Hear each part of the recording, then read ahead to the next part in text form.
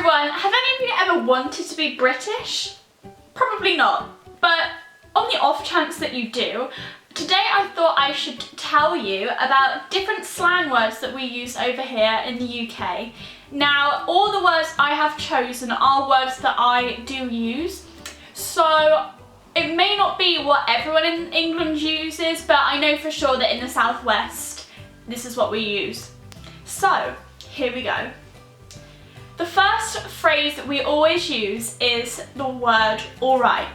Now, I know alright is a word across the world, but we use the phrase alright to address someone instead of saying hello.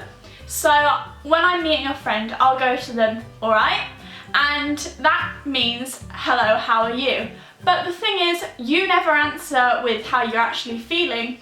Most of the time, people will react by saying, alright, back to you. So the conversation goes like this, alright, how are you? I'm good, thanks. And that's when you ask them how they are.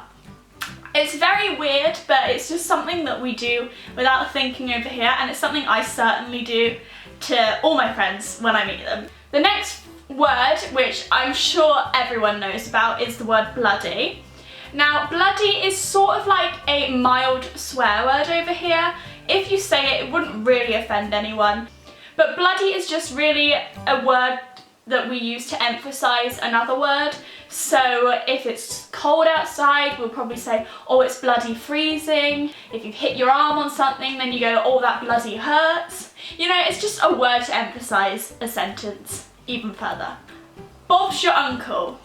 Now, I have no idea the origin of this phrase, but Bob's your uncle means there you go, there you have it. So say you're describing how to make something, like a recipe, you go, oh, chuck some eggs and flour and sugar in, mix it all up, chuck it in the oven, Bob's your uncle, it's done. This basically just means there we have it, there you go. On to a phrase that has kind of gone viral recently, and that is the word cheeky, or you may have seen it as cheeky Nando's. So I'll start off with the word cheeky.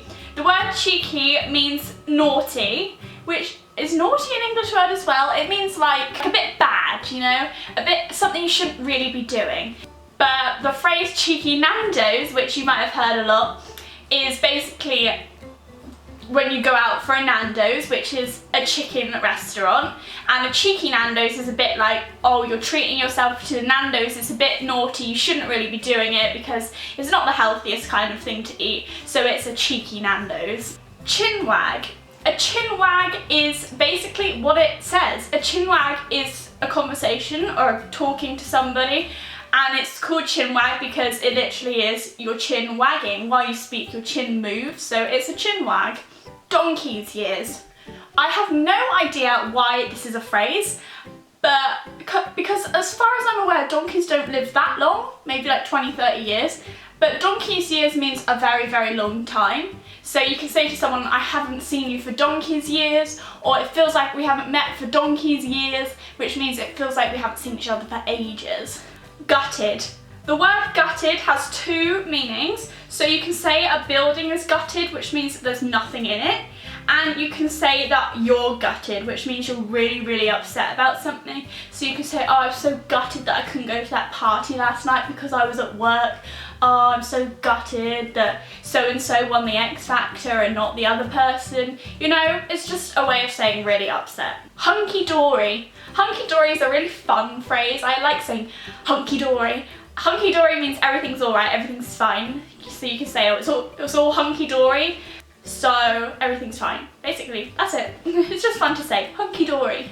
Not my cup of tea. This is possibly one of the most British phrases there are. As you all know, it is very stereotypical that British people love tea. I personally hate tea, but I do say this phrase still. Not my cup of tea, it means you don't like something. So for example, you can be at work and a new co-worker comes in and they are not very nice. So you can say to your friend, oh, she's not really my cup of tea. Or you can go to a place which you don't like and say it's not really my cup of tea. Or a TV show that you don't like, it's not my cup of tea. Basically anything you don't like is not your cup of tea. Put a sock in it.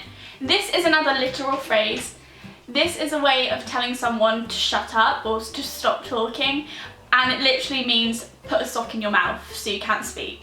The final phrase I'm going to teach you today is taking the mick. Now, us British people just love taking the mick out of each other. I always think that you're not a close friend until you have the ability to insult each other very, very harshly on some occasions and just not mind. So my friend can just take the mick out of me all they want and we're still going to be as close as ever, and I can do the same. That's just a part of being British. Taking the mick, I have no idea why it's taking the mick. People also say taking the Michael, and sometimes people even say taking the Michael out of Jackson. It's a thing that you say to your friend in reply, so if they're being sneakily mean to you, then you can go, are you taking the mick? Or if they are being obviously mean to you, you can say, stop taking the mick. Anyway guys, I hope you enjoyed this little English lesson. If you want me to do some more things about England and living here and anything else, then let me know in the comments and I will definitely do that because this was fun and I love learning about countries. So let me know any of your slang that you speak in your country in the comments, and yeah. Don't forget to like, comment and subscribe, and I will see you on Friday, bearing in mind that the food I've ordered will arrive in time. I'll see you on Friday for an American food taste test. It's been so long. So, see you then. Bye!